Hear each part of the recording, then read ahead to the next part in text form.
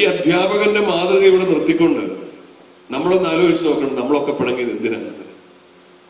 ഇതുപോലെ ഗൗരവമേറിയ കേസിൽ പോലും സാരമില്ല, അത് ദൈവത്തിന്റെ പദ്ധതിയാണ്, ദൈവം എന്റെ കയ്യിൽ തന്നതാണ്, അതുകൊണ്ട് ഞാനതിനെ സ്വീകരിക്കുന്നു എന്ന് പറയുവാനുള്ള സന്മനസ് കാണിച്ച അതുപോലുള്ള ആത്മീയ മനുഷ്യർ ഇവിടെ ഉള്ളത് കൊണ്ടാണ് സത്യത്തിൽ ഈ സമൂഹം ഇന്ന് നിൽക്കുന്നത്. പ്രിയപ്പെട്ടവർ, നമ്മളൊന്നും ആലോചിക്കണം, എന്തിനു വേണ്ടിയാണ് നമ്മുടെ വഴക്ക്? ശരിക്കും അക്ഷരാർത്ഥത്തിൽ പറഞ്ഞാൽ ഇപ്പോഴത്തെ നമ്മുടെ വഴക്ക് തീങ്കുത്താണ്. അടിസ്ഥാനപരമായ എന്തെങ്കിലും പ്രശ്നം ഉണ്ടായിട്ടാണോ? ഒന്നുമല്ല. നിസ്സാരമായിട്ടുള്ള കാര്യങ്ങളുടെ പേരിൽ വഴക്കുണ്ടാക്കുക, അയ്യോ ഡൈവോഴ്സ് എന്ന് പറഞ്ഞൊരു ഭീഷണിപ്പെടുത്തുക, എന്താ ഇത് നമ്മുടെ ജീവിതം? ദൈവികമായ അംശത്തെക്കുറിച്ച് നമുക്ക് വ്യക്തമായ ഒരു കാഴ്ചപ്പാടുണ്ടാകും. ദൈവം നൽകിയതാണ് ഈ ജീവിത പങ്കാളി എന്ന ബോധ്യം ഉണ്ടാകും. ആർക്കെങ്കിലും നാളിതുവരെ അങ്ങനെ ഒരു ചിന്തയില്ലായിരുന്നുവെങ്കിൽ എന്റെ പ്രിയ മക്കളെ, ദൈവം പറയുകയില്ല, ആ ഒരു കാഴ്ചപ്പാടോടുകൂടി നിന്റെ ജീവിത പങ്കാളിയെ സ്വീകരിക്കുവാൻ നീ തയ്യാറാണ്. എന്തിനാണ് ഈ ജീവിത പങ്കാളിയെ ദൈവം എന്നെ തന്നത്? നേരത്തെ ഞാൻ പറഞ്ഞതുപോലെ അവൻ അവളെ കറയോ ചുളിവോ മറ്റു കുറവുകളോ ഇല്ലാതെ മഹത്വപൂർണയായി തന്നെ പ്രതിഷ്ഠിക്കേണ്ടതില്ല. എന്ന് പറഞ്ഞാൽ ദൈവം നൽകിയിരിക്കുന്ന ഈ ജീവിത പങ്കാളിക്ക് ഏതെങ്കിലും തരത്തിലുള്ള കുറവുകൾ ഉണ്ടെങ്കിൽ, പോരായ്മകൾ ഉണ്ടെങ്കിൽ, ബലഹീനതകൾ ഉണ്ടെങ്കിൽ അതിനുള്ള ശക്തി ദൈവം എനിക്ക് നൽകിയിട്ടുണ്ട്. അത് പരിഹരിക്കുവാൻ, അയാളെ വിശുദ്ധീകരിക്കുവാൻ, വീണ്ടെടുക്കുവാൻ, തിരികെ ദൈവ തൃക്കരകളിൽ തിരിച്ചേൽപ്പിക്കുവാൻ ദൈവം അതിനുള്ള കൃപ മറ്റേയാൾക്ക് കൊടുത്തിട്ടുണ്ടാവും. ഒരാൾ മദ്യപാനിയാണെന്ന് വിചാരിക്കുക, ഭർത്താവ് ഭയങ്കര മദ്യപാനിയാണ്. ആ കുടുംബത്തെ ഭർത്താവ് നിയന്ത്രിക്കേണ്ട കാര്യങ്ങൾ പലതും ചെയ്യാതെ വരുമ്പോൾ ദൈവം ഭാര്യയ്ക്ക് അതിനുള്ള കഴിവും ശക്തിയും കൊടുക്കും. കുറവുകളെ പരിഹരിച്ച് ആ മനുഷ്യന്റെ ബലഹീനതകളെ മൂടിവെച്ച് സാധിക്കുന്നതിന് അതിനെ പരിഹരിച്ച് വിശുദ്ധീകരിച്ച ആ മകനെ തിരികെ ദൈവരക്കളിൽ കൊടുക്കാനുള്ള ഒരു കഴിവ് ദൈവം നമുക്ക് തരും. ബോധ്യത്തോടെ തമ്പുരാൻ അതിനു വേണ്ടി പ്രാർത്ഥിക്കണം. തമ്പുരാനെ, ഈ കുറവ് പരിഹരിക്കുവാനുള്ള ബലം നീ എനിക്ക് തരണമെന്ന് തമ്പുരാനോട് പ്രാർത്ഥിച്ചാൽ മതി. തമ്പുരാൻ തന്നിരിക്കും. അതുകൊണ്ട് ഞാൻ പറയുകയാണ്, നമുക്ക് ദൈവികമായ ഒരു ദർശനത്തോടെ നമ്മുടെ ജീവിതത്തെ ഒന്ന് നോക്കിക്കാണും. ദൈവം പെരുകുവിൻ, ഈ ഭൂമിയിൽ നിറഞ്ഞു വാഴും. ഇതാണ് അവർക്ക് കൊടുക്കുന്ന അനുഗ്രഹം. ആദത്തെയും ഹവ്വായെയും ചേർത്ത് നിർത്തിക്കൊണ്ട് അവരെ ഇരു കരങ്ങളും വെച്ച് ദൈവം ആശീർവദിക്കുകയാണ്. സന്താനപുഷ്ടിയുള്ളവരായി പെരുകുവിൻ, ഈ ഭൂമിയിൽ നിറഞ്ഞു വാഴും. എന്താണ് ക്രിസ്തീയ വിവാഹത്തിന്റെ ലക്ഷ്യം? പൗരോഹിത്യത്തിന്റെ ലക്ഷ്യം ഞാൻ നിങ്ങളോട് പറഞ്ഞു. 2 ലക്ഷ്യങ്ങളാണുള്ളത്. 1, ദൈവവചനം പ്രസംഗിക്കുക. 2, ദൈവജനത്തിന്റെ പാപപരിഹാരത്തിന് വേണ്ടിയുള്ള പരിഹാര ബലികൾ അർപ്പിക്കുക. ദൈവജനത്തിന് നൽകിയ അനുഗ്രഹങ്ങൾക്ക് കൃതജ്ഞതാ ബലി അർപ്പിക്കുക. ചുരുക്കത്തിൽ വചനം പ്രസംഗിക്കുവാനും ബലിയർപ്പിക്കുവാനുമാണ് ദൈവം എന്നെ വിളിച്ചിരിക്കുന്നതെങ്കിൽ നിങ്ങളെയും വിളിച്ചിരിക്കുന്നത് 2 ദൈവിക ദൗത്യങ്ങൾ നിർവഹിക്കാനാണ്. എന്താണ് ആ ദൈവിക ദൗത്യങ്ങൾ? ക്രിസ്തീയ വിവാഹത്തിന്റെ ലക്ഷ്യം എന്താണ്? എന്താണ് വിവാഹത്തിന്റെ ലക്ഷ്യം? അല്ലെങ്കിൽ ഒറ്റ വാക്കി ചോദിച്ചാൽ, എന്തിനാണ് നിങ്ങൾ കല്യാണം കഴിച്ചത്? സന്താന ഉൽപാദനം. തീർന്നോ?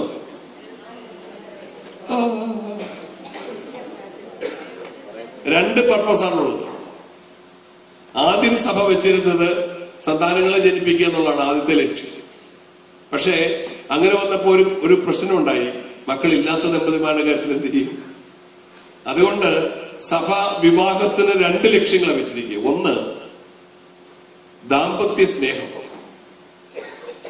ആ സ്നേഹത്തിന്റെ പൂർണ്ണതയിൽ നിന്നും കുഞ്ഞുങ്ങൾക്ക് ജന്മം വരും. വളരെ പ്രധാനപ്പെട്ടതാണിത്. ഞാൻ 2നെയും കൂടി ബന്ധിപ്പിച്ച പറയുക. സ്നേഹിക്കുക, സന്താനങ്ങളെ ഉത്പാദിപ്പിക്കുക. ഈ 2 ലക്ഷ്യങ്ങളാണ്. ഞാൻ അതിനെ അല്പവും കൂടി കൂട്ടിച്ചേർത്താണ് പറഞ്ഞത്. ശ്രദ്ധിക്കണം. സ്നേഹിക്കുക, ആ സ്നേഹത്തിന്റെ പൂർണ്ണതയിൽ നിന്നും കുഞ്ഞുങ്ങൾക്ക് ജന്മം വരും. ദാമ്പത്യ സ്നേഹം, ആ സ്നേഹത്തിന്റെ പൂർണ്ണത സന്താനോത്പാദനം. 1982 അച്ഛനായി 83 ഞാൻ ഹൈറേഞ്ചിൽ ഒരു പള്ളിയിൽ വികാരി, 1 അല്ല 2 പള്ളിയുടെ വികാരി. ഏണി വെച്ച് കയറാവുന്ന കയറ്റമാണ് ഈ മല, കുന്നുമല. അന്ന് ചെറുപ്പമായിരുന്നുകൊണ്ട് നല്ല ഉന്മേഷത്തോടെ മലയൊക്കെ കയറി, എല്ലാ വീട്ടിലും കയറി ഭവന സന്ദർശനമൊക്കെ നടത്തി ഹായ് ചേട്ടാ ചേച്ചി എന്നൊക്കെ വിളിച്ച് നടക്കുന്ന കാലം. അങ്ങനെ കയറി പരിചയപ്പെടുന്ന സമയത്ത് ഈ ക്നാനായക്കാരുടെ വീട് മാത്രമൊന്നുമല്ല, കത്തോലിക്കരുടെ വീട്, സീറോ മലബാറുകാരെ, ബാക്കി ആര് ഹിന്ദു ആണേലും മുസ്ലിം ആണോ അവരുടെ ഒക്കെ വീട്ടിൽ കയറി ചേട്ടോ ചേച്ചി ഹായ് എന്നൊക്കെ വെച്ച് നടക്കുന്ന. അങ്ങനെ വീട് പരിചയപ്പെട്ട സമയത്ത് ഞാനൊരു വീട്ടിൽ ചെന്നു. വീട്ടിൽ ചെന്നപ്പോൾ അവരൊരു ചേടത്തി മാത്രമേ ഉള്ളൂ. 4 കൊച്ചു പിള്ളേരുണ്ട്. 5 വയസ്സ്, 4 വയസ്സ്, 3 വയസ്സ്, 2 വയസ്സ്, ഇങ്ങനെ ഓരോ വയസ്സിന്റെ വീട്ടിലുള്ള 4 കുഞ്ഞുങ്ങൾ ആൺപിള്ളേര്. ഞാൻ ചോദിച്ചു, എന്തുകൊണ്ട് ചേട്ടത്തി വിശേഷം? വിജയം. ഞാൻ ചെന്നതുപോലും ആ ചേട്ടത്തിക്ക് ഇഷ്ടപ്പെട്ടില്ല തോന്നി. ഞാൻ ചോദിച്ചു, ചേട്ടത്തി എന്നാ പറ്റി? എന്നാ പറ്റാനാ? അതാണ് നിൽക്കുന്ന 4 ഗുണ്ടു കുഞ്ഞുങ്ങൾ, അതാ പറ്റിയത്. 4 ഗുണ്ടു കുഞ്ഞുങ്ങളോ? എന്റെ അമ്മ, എനിക്ക് കേരളത്തിനൊരു കുഴപ്പമുണ്ട്, ഓരോ ജില്ലയ്ക്ക് ഓരോ ഭാഷയാണ്. പറഞ്ഞാൽ മനസ്സിലായി, ഓരോ ജില്ലയിലും ഓരോ ഭാഷയാണ്. ഞാനൊക്കെ കേട്ടിരിക്കുന്നത് ഗുണ്ടു കുഞ്ഞുങ്ങൾ ഞാൻ എന്റെ ജീവിതത്തിൽ കേട്ടിട്ടില്ല. ഞാൻ കേട്ടിരിക്കുന്നത് നെല്ലിക്കാക്കോട്ട മറിച്ച് പോലെ എന്നൊക്കെ കേട്ടിട്ടുണ്ട്. അതായിരിക്കും ഓർത്തോണ്ട് ഞാൻ പറഞ്ഞു, ചെടുത്തി നല്ല കാര്യമല്ലേ, ചെടുത്തി കിറിയുണ്ടൊരു കൂട്ട്. എനിക്ക് മനസ്സിലായി സംഭവം എന്തോ വഷളാണ്. ഞാൻ പിന്നെ അവിടെ അധികം നേരം നിന്നില്ല, ഞാൻ ഇറങ്ങി. കാരണം കേരളത്തിൽ സൂക്ഷിച്ച് വർത്തമാനം പറഞ്ഞാൽ തല്ലുകൊണ്ട്. മലബാറിൽ ചെന്നിട്ട് റബ്ബർ വെട്ടാൻ പറ്റത്തില്ല. കോട്ടയത്തൊക്കെ റബ്ബർ വെട്ടുക, മലബാറിൽ ചെന്ന് റബ്ബർ വെട്ടി അടിയുള്ളൂ, അടി. വെട്ടാൻ പാടില്ല. വെട്ടുക എന്ന് പറഞ്ഞാൽ ഭയങ്കര തെറിയില്ല. അവിടെ റബ്ബർ ചെത്തുക, ആ കാട് വീശുക. പണ്ടൊക്കെ നമ്മുടെ ഇവിടെ നിന്ന് കാരണവന്മാര് മലബാറിൽ ചെന്ന് വെച്ചിട്ട് പണിക്കാർ പെണ്ണുങ്ങൾ, അവിടുത്തെ പെണ്ണുങ്ങളെ നാളെ കാട് വെട്ടാൻ വരാമെന്ന്. അമ്മോ തെറിയും. വൈകുന്നേരം വന്ന് അവർ പെണ്ണിന്റെ വീട്ടുകാർ വന്ന് തല കൊടുത്തിട്ട് പോയ കേസൊക്കെ ഉണ്ട്. താൻ എന്നാണ് എന്റെ മെമ്പറത്തിൽ പറഞ്ഞു വെച്ചിട്ടുണ്ട്. അത്രയ്ക്ക് വ്യത്യാസമുണ്ട് ഭാഷകൾ തമ്മിൽ. തൃശ്ശൂർ അപ്പി എന്ന് പറഞ്ഞാൽ എന്താണ്? കാഷ്ടം. തിരുവനന്തപുരത്ത് അപ്പി എന്ന് പറഞ്ഞ അനിയൻ. തിരുവനന്തപുരത്ത് അപ്പി എന്ന് പറഞ്ഞ അനിയൻ, തൃശ്ശൂർ അപ്പി എന്ന് പറഞ്ഞാൽ കാഷ്ടം. അതുകൊണ്ടാണല്ലോ തൃശ്ശൂർക്കാരൻ തിരുവനന്തപുരത്ത് നിന്നപ്പോൾ ആൾക്കാർ ചായ കൊടുത്തിട്ട് പറഞ്ഞത് അപ്പിയിട്ട ചായ കുടിച്ചോളാൻ. അനിയൻ ഉണ്ടാക്കിയ ചായ കുടിച്ചോന്നാ ഉദ്ദേശിച്ചത്. അപ്പിയിട്ട ചായ കുടിച്ചോളാൻ. അതുപോലെ എനിക്ക് അന്നേരം പോലെ എന്റെ മനസ്സിൽ ഗുണ്ടു കുഞ്ഞുങ്ങൾ ഇതുപോലെ തെറിയാണോ. വൈകുന്നേരം ചീട്ട് കളിക്കാൻ ചേട്ടന്മാർ വരും. അവരോട് ഞാൻ ചോദിച്ചു, ചേട്ടാ ഈ ഗുണ്ടു കുഞ്ഞുങ്ങൾ എന്ന് പറയുന്നത്. അപ്പൊ അവരെന്നോട് ചോദിച്ചു, അച്ഛൻ ഇന്ന വീട്ടിൽ പോയി അല്ലേ? ഞാൻ പറഞ്ഞു, പോയി. വൈകുന്നേരം ആട്ടെ ഗുണ്ടു കുഞ്ഞുങ്ങൾ എന്നത് കാണിച്ചു തരാൻ പറഞ്ഞു. അച്ഛനിപ്പോ ഇരുന്ന് ചീട്ട് കളിക്കാൻ പറഞ്ഞു. ഞങ്ങളിരുന്ന് ചീട്ട് കളിക്കുക. പക്ഷെ എന്നാലും എന്റെ മനസ്സിൽ കിടന്നുകൊണ്ട് ഈ ചേടത്തിയുടെയും ഈ പിള്ളേരുടെയും മുഖമൊക്കെ ഇങ്ങനെ കിടക്കും. ആ ചേടത്തി കിറി കൂട്ടിയിട്ട്, ദൈവമേ ഞാൻ എന്തെങ്കിലും അബദ്ധം കാണിച്ചോ പറഞ്ഞു. എനിക്ക് ആകപ്പാട് മനപ്രയാസം. ഏതായാലും 8:30 ആയപ്പോ അവര് പറഞ്ഞു, ശരിയാ ഇനി നമുക്ക് ചീട്ടുകളിയൊക്കെ നിർത്താം, ഇനി ഗുണ്ടു കുഞ്ഞുങ്ങളെ കുറിച്ച് നമുക്ക് ക്ലാസ് എടുക്കാം.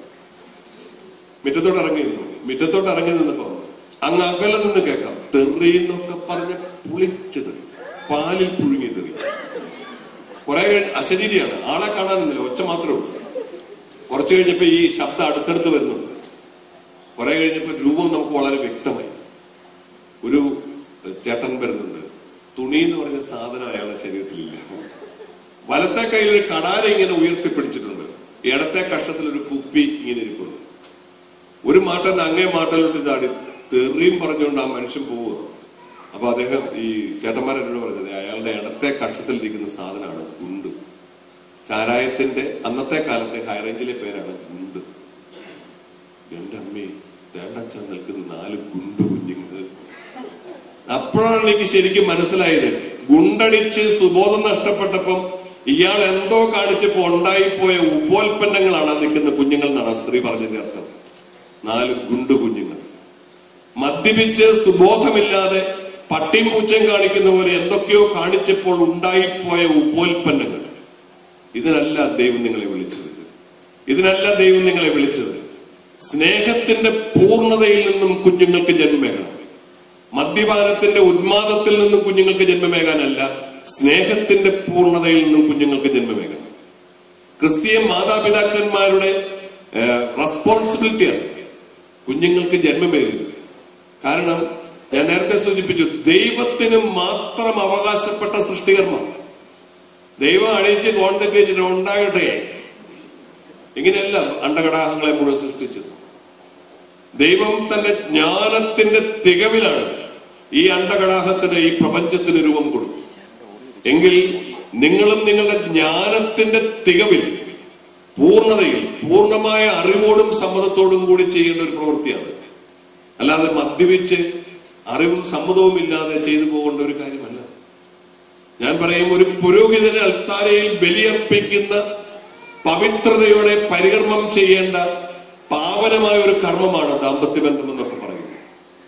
ഒരു ദിവസം നിങ്ങൾ ഈ അൽമായര് പ്രസംഗിക്കാൻ വരുമ്പോ അച്ഛന്മാർക്കെല്ലാം അസൂയെന്ന് പറയുന്നത്. കാരണം അവര് അൽമായര് പ്രസംഗിച്ചാൽ സമ്മതിക്കില്ല. ഇപ്പൊ ആണെങ്കിൽ ഒരുപാട് അൽമായര് പ്രസംഗിക്കാൻ വന്നിട്ടുണ്ട്. അൽമായര് പ്രസംഗിച്ചാൽ അച്ഛന്മാർക്ക് ഭയങ്കര അസൂയായതുകൊണ്ട് അവരെ കൊണ്ടൊന്ന് വേദി കൊടുക്കുകയും മൈക്ക് കൊടുക്കുകയും എന്നൊക്കെ പറഞ്ഞ് അസൂയ പറഞ്ഞു കേട്ടിട്ടുണ്ട്. ഒരു ദിവസം നമ്മുടെ രൂപതയിൽ ഒരു വലിയ പള്ളിയിൽ വികാരിയായിരിക്കുന്ന സമയത്ത് അവിടെ ഒരു സബ് കൺവെൻഷൻ ഉണ്ട്. അൽമായരെല്ലാം കൂടെ കൂടി നടത്തുന്ന ഒരു കൺവെൻഷൻ. ഞാനായിട്ട് അത് നിരുത്സാഹപ്പെടുത്താൻ പോയില്ല. അവരെല്ലാം അറേഞ്ച് ചെയ്തു. ഒരു അൽമായനാണ് അത് പ്രസംഗിക്കാൻ പറ്റുന്നത്. പ്രസംഗിക്കാൻ വന്ന് കൺവെൻഷൻ തുടങ്ങി. ഞാനും പോയിട്ടുണ്ടായിരുന്നു. ഒരു സ്വാഗതമൊക്കെ ഞാൻ പറഞ്ഞതെല്ലാം നന്നായിട്ട് നടന്നോട്ടെ ഓർത്തുകൊണ്ടിരുന്നപ്പോ ഇയാൾ കയറി കൺവെൻഷൻ പ്രസംഗം അങ്ങ് തുടങ്ങുകയാണ്. ഒരു അൽമായൻ അയാൾ കയറി തുടങ്ങിയത് ഇങ്ങനെയാണ്: 5 ദിവസത്തെ കൺവെൻഷൻ ദൈവം ഇവിടെ ഒരുക്കിയിരിക്കുന്നു. ഈ 5 ദിവസങ്ങളിലും നിങ്ങളാരും മദ്യപിക്കരുത്, അതിനുശേഷം കുടത്തോടെ കുടിച്ചുകൊള്ളുക. ഈ 5 ദിവസവും നിങ്ങളാരും പുകവലിക്കരുത്, അതിനുശേഷം നിങ്ങളുടെ ഇഷ്ടം പോലെ വലിച്ചുകൊള്ളുക. ഈ 5 ദിവസവും ദാമ്പത്യ ബന്ധത്തിൽ ഏർപ്പെടരുത്. ഞാൻ പറഞ്ഞു നിർത്തറ പ്രസംഗം എന്ന് പറഞ്ഞാൽ ഇപ്പൊ പറഞ്ഞു, ഇവിടെ നീ ഇനി കൺവെൻഷൻ പ്രസംഗം നടത്തണ്ട, ഇവിടെ കൺവെൻഷൻ ഇല്ല, കുളം നിങ്ങൾക്കാണെങ്കിലും തോന്നി കാണുന്നത് എന്തൊരു ദുഷ്ടനായി അച്ഛൻ വിളിച്ചു വരുത്തിയിട്ട് അത്താണില്ലെന്ന് പറയുക, സ്റ്റേജൊക്കെ ഇരുന്നിട്ട് ഇറങ്ങി പൊക്കോളം പറഞ്ഞത്. ഈ 3 വാചകം പറഞ്ഞു. ഈ 3 വാചകം പറഞ്ഞു കഴിഞ്ഞപ്പോൾ പറഞ്ഞു നീ ഇനി ഇവിടെ കൺവെൻഷൻ പ്രസംഗിക്കേണ്ട, ഇവിടെ കൺവെൻഷൻ ഇല്ല, നീ പൊക്കോളം പറഞ്ഞു. കാരണം നിങ്ങൾക്ക് അറിയാമോ, നിങ്ങൾ ഓർക്കും കെട്ടുകണക്കിന് പുകവലിച്ചോളാൻ പറഞ്ഞുകൊണ്ടാണ്, അല്ലെങ്കിൽ 5 ദിവസത്തേക്ക് കുടിക്കരുത്, അത് കഴിഞ്ഞ് കുടത്തോടെ കുടിച്ചോളാൻ പറഞ്ഞുകൊണ്ടാണ് അവനെ ഇറക്കി വിടുന്നല്ല. മദ്യപാനം പോലെ പുകവലി പോലെ ഒരു കർമ്മമല്ല ദാമ്പത്യ ബന്ധം. അവനതിനെ തുല്യമായിട്ട് ഈ 3നോടും തുല്യപ്പെടുത്തി, 2നോടും തുല്യപ്പെടുത്തി, മദ്യപാനത്തോടും പുകവലിയോടും തുല്യപ്പെടുത്തി അവൻ പറഞ്ഞത് ഈ 5 ദിവസം നിങ്ങൾ ദാമ്പത്യ ബന്ധത്തിൽ ഏർപ്പെടുന്നു പറയുന്നത്. He has no right to say that. ഒരവകാശമില്ല അവൻ പറയാം. തെറ്റാണ്. അങ്ങനെ തെറ്റുകൾ വിളിച്ചു പോകുന്നുണ്ട്. വായി വരുന്നത് കോതയ്ക്ക് പാട്ട് പോലെ പ്രസംഗിക്കുന്നുള്ളത് കൊണ്ട് തന്നെ അവരാർക്കും മാറ്റി നിർത്തുന്നത്. ശരിയായ വിധത്തിലൊരു വൈദികന്റെ കീഴിലുള്ള പരിശീലനവും നേതൃത്വവും ലഭിക്കാതെ കയറ്റി നിർത്തി പ്രസംഗിച്ചാൽ ഇതുപോലത്തെ മണ്ടത്തരം വിളിച്ചു പോയിട്ട് പോകും. അതുകൊണ്ട് തന്നെ പറഞ്ഞു അവരോട് പറയുന്നത്. കാരണം അവൻ ദാമ്പത്യ ബന്ധത്തെ മദ്യപാനം പോലെ പുകവലി പോലെ മ്ലേച്ഛമായ ഒരു വസ്തുവായി കണ്ടതുകൊണ്ട്. അങ്ങനെ കാണാനുള്ളതല്ല. ഒരു വൈദികൻ അൽത്താരയിൽ ബലിയർപ്പിക്കുന്ന പവിത്രതയുടെ പരികർമ്മം ചെയ്യേണ്ട പാവനമായ ഒരു കർമ്മവും ഒരവകാശവുമാണ് ദാമ്പത്യ ബന്ധം എന്നൊക്കെ പറയും. നമുക്ക് ആ കാഴ്ചപ്പാടുണ്ടാകണം. പക്ഷെ ആ കാഴ്ചപ്പാടിൽ ഉണ്ടോ എന്നതിനെ കുറിച്ച് ആത്മശോധന ചെയ്യേണ്ടതാണ്. 5 വർഷക്കാലം പ്രേമിച്ച് നടന്ന് ആദ്യ രാത്രിയിൽ അടികൊടുത്ത ഒരു ഭർത്താവിനെ കുറിച്ച് എനിക്കറിയാം. 5 വർഷം പ്രേമിച്ച് കറതീർന്ന പ്രേമം. അതിനുശേഷം കല്യാണം കഴിച്ചിട്ട് ആദ്യ രാത്രിയിൽ ഭാര്യയ്ക്കിട്ട് അടി കൊടുത്തു. അവളുടെ അകംതൊടയിൽ സിഗരറ്റ് കുട്ടികൊണ്ട് കുത്തി അവളെ വേദനിപ്പിച്ചു. എന്തിനായിരുന്നു കൂടെ നിങ്ങൾ അറിയണം. എന്തിനായിരുന്നു കൂടി നിങ്ങൾ അറിയണം. അവൻ കണ്ട നീലച്ചിത്രത്തിലേതുപോലെ ഈ ഭാര്യ സഹകരിച്ചില്ല എന്നുള്ള കാരണത്തിൽ ദാമ്പത്യ ബന്ധമൊക്കെ ഈ രീതിയിൽ അധപ്പതിക്കാൻ തുടങ്ങി. ഞാൻ ഓർക്കുന്നുണ്ട്, അച്ഛനായ ഇടയ്ക്ക് വേദപാഠം കേൾക്കാൻ ചെന്നു. അച്ഛനായേ ഉള്ളൂ, ഞാൻ 2 വർഷമായുള്ളൂ. ഒരു ഫിസിക്സ് അധ്യാപകൻ, കോളേജിൽ പഠിപ്പിക്കുന്ന അധ്യാപകൻ എന്റെ അടുത്ത് വേദപാഠം കേൾക്കാൻ വന്നതാണ്. 27 വയസ്സുള്ള ഞാൻ ഈ അധ്യാപകരുടെ അടുത്ത് വേദപാഠം കേൾക്കാൻ, എന്റെ ഇൻഫീരിയോറിറ്റി കോംപ്ലക്സ് അതിന് സമ്മതിച്ചില്ല. പക്ഷെ എങ്കിലും എന്നെ ഏൽപ്പിച്ചിരിക്കുന്ന ദൗത്യം നിർവഹിക്കണമല്ലോ എന്നോർത്തുകൊണ്ട് ഞാൻ പേടിച്ച് സാറിനോട് പറഞ്ഞു, സാറേ എന്താണ് വിവാഹം എന്നൊന്ന് പറയാമോ ചോദിച്ചു. ആ സാർ എന്നോട് പറഞ്ഞാണ് അതൊരു ലൈസൻസ് ആയിട്ട്, വിവാഹത്തെ ഒരു ലൈസൻസ് ആയിട്ട് കാണുക. സ്ത്രീ പുരുഷ ബന്ധത്തിന് സമൂഹം കൽപ്പിക്കുന്ന ഒരു ലൈസൻസ് ആയിട്ട് വിവാഹത്തെ കാണുക. ഒരു അധ്യാപകൻ ഇത്രയ്ക്ക് അധപ്പതിച്ചാണ് അതിനെക്കുറിച്ച് ചിന്തിക്കുന്നതെങ്കിൽ ഞാൻ ഓർക്കുകയാണ്, എങ്ങനെയായിരിക്കും അയാളുടെ ദാമ്പത്യ ബന്ധം. ഞാനൊരു ഗവേഷണ സ്വഭാവമുള്ള ഒരാളാണ്, വലിയ പണ്ഡിതനൊന്നുമില്ല. പക്ഷേ ഞാൻ അതിനെക്കുറിച്ച് പിന്നീട് അന്വേഷിച്ചു. 3 വർഷം തികഞ്ഞില്ല അദ്ദേഹത്തിന്റെ ദാമ്പത്യ ബന്ധം, പിരിഞ്ഞു. ഇന്നും അയാൾ അവിവാഹിതനായിട്ട് നിൽക്കുക. 2ഓ 3ഓ കല്യാണം കഴിച്ചു, ഇപ്പോഴും അയാൾ അവിവാഹിതൻ. കാരണം ദാമ്പത്യ ബന്ധത്തെ വെറും ഒരു ലൈസൻസ് ആയിട്ട് കാണുക, വിവാഹ ജീവിതത്തെ വെറും ഒരു ലൈസൻസ് ആയിട്ട് കാണുക. അത് നീലച്ചിത്രത്തിലെ അഭിനയം ഇവിടെ നടത്താനായിട്ട് തന്റെ ഭാര്യയെ നിർബന്ധിക്കുകയും സാധിക്കാതെ വന്നപ്പം അകത്തുടയ്ക്ക് ഈ സിഗരറ്റ് കുട്ടുകൊണ്ട് കുത്തി അവളെ വേദനിപ്പിക്കുകയും ചെയ്യുന്ന അവസ്ഥ. ശരിയായ വിധത്തിൽ ദാമ്പത്യത്തെക്കുറിച്ചും വിവാഹത്തെക്കുറിച്ചും ഒക്കെ പഠനമില്ലാതെ, പരിശീലനമില്ലാതെ, പ്രാർത്ഥനയില്ലാതെ, യോഗ്യതയില്ലാതെ പ്രവേശിക്കുന്നുണ്ടാണ്. 11